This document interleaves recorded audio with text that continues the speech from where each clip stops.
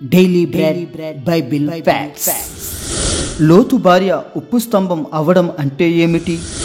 లోతు భార్యను జ్ఞాపకం చేసుకోండి అని యేసుక్రీస్తు గారు ఎందుకు అన్నారు? యుగాంత సంభవాలకు లోతు భార్యకు సంబంధం ఏమిటి అనే విషయాలు ఈ వీడియో ద్వారా పూర్తిగా తెలుసుకుందాం. సొదొమ గొమొర్రా పట్టణాన్ని దేవుడు నాశనం చేసేటప్పుడు లోతు భార్య కూడా ఉప్పు స్తంభం అయిపోవడం మనం బైబిల్లో తరచుగా చదువుతూనే ఉంటాం. అసలు సొదొమ గొమొర్రా పట్టణాన్ని దేవుడు ఎందుకు నాశనం చేశాడో ఈ వీడియోలో చెప్పడం జరిగింది. ఎవరైనా చూడని వారుంటే దయచేసి చూడగలరు.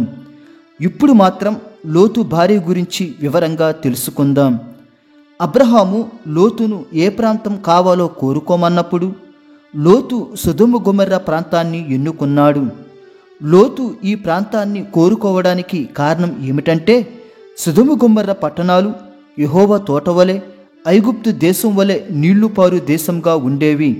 కానీ భౌగోళిక ప్రాంతం అంతా బాగున్నా కానీ ఆ పట్టణాల్లో నివసిస్తున్న ప్రజల మనసులు మంచివి కావు, పాపంతో నిండినవారు. లోతు ఈ విషయాన్ని గ్రహించలేకపోయాడు. ఏది ఏమైనా లోతు సొదొమ గొమొర్రా పట్టణంలో నివాసం ఏర్పాటు చేసుకుని అక్కడ ఒక స్త్రీని వివాహం చేసుకుని 2 కుమార్తెలను కన్నాడు. అక్కడ ఆ 2 కుమార్తెలు పెళ్లి వయసుకు కూడా వచ్చేశారు. అయితే లోతు కుమార్తెలు చేసిన పాపం గురించి ఈ వీడియో చేశాను. ఎవరైనా చూడని వారుంటే దయచేసి చూడగలరు. లోతు తన కుటుంబంతో సొదొమ గొమొర్రా పట్టణంలో నివసిస్తున్నప్పుడు ఆ పట్టణస్థుల యొక్క పాపం విపరీతం అయినప్పుడు ఆ పట్టణాల్ని దేవుడు నాశనం చేద్దాం అనుకున్నాడు. అబ్రహాము విజ్ఞాపన మరియు లోతు నీతిమంతుడిగా ఉండడం బట్టి లోతు కుటుంబాన్ని రక్షించడానికి దేవుడు 2 దేవదూతలను లోతు ఇంటికి పంపాడు.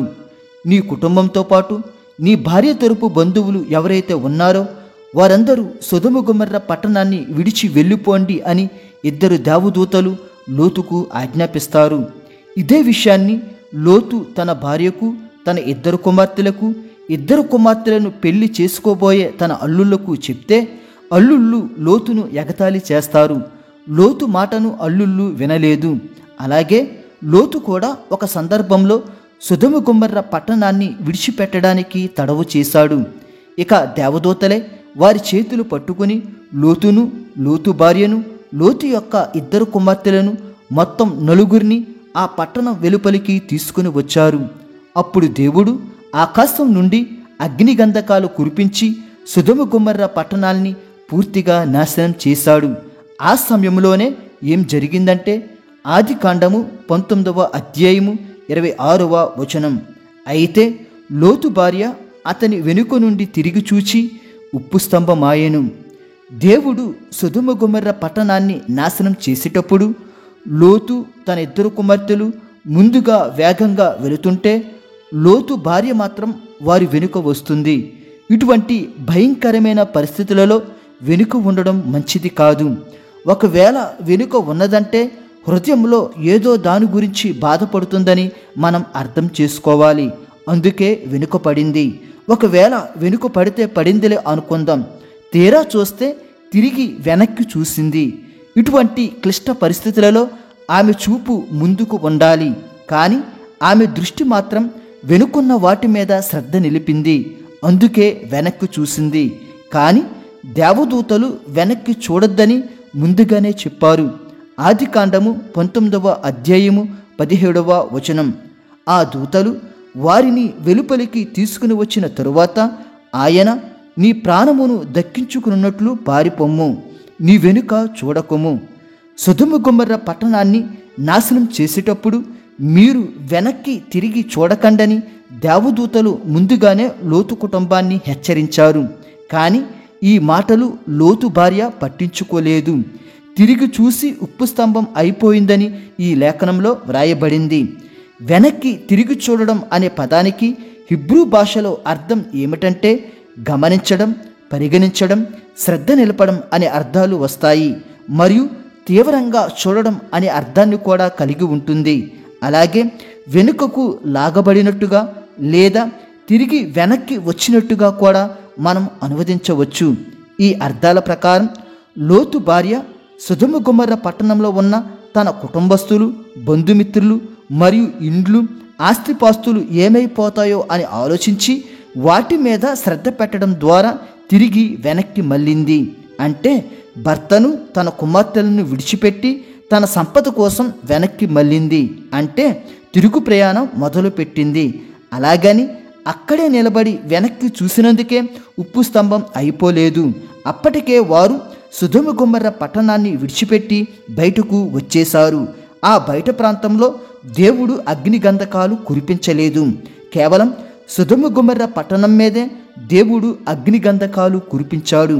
దీని ప్రకారం లోతు భార్య సొదొమ గొమొర్రా పట్టణాల వైపు తిరుగు ప్రయాణం మొదలుపెట్టింది. ఆ సమయంలో ఆల్రెడీ ఇంతకు ముందు నుంచే ఆకాశం నుండి అగ్నిగంధకాలు కురవడం ద్వారా ఆ అగ్నిగంధకాలు లోతు భార్య మీద పడడం వల్ల ఆమె ఉప్పు స్తంభం అయిపోయింది. అంటే అగ్నిగంధకాలకు సంబంధించిన ఉప్పు పదార్థంతో పూర్తిగా కప్పివేయబడింది. అందుకే ఉప్పు స్తంభం అయిపోయిందని వ్రాయబడింది. అలాగే స్తంభంగా అయ్యిందని వర్ణించడం జరిగింది. స్తంభం అనే పదానికి హిబ్రూ పదంలో సైనిక దళం లేదా డిప్యూటీ అనే అర్థాలు వస్తాయి.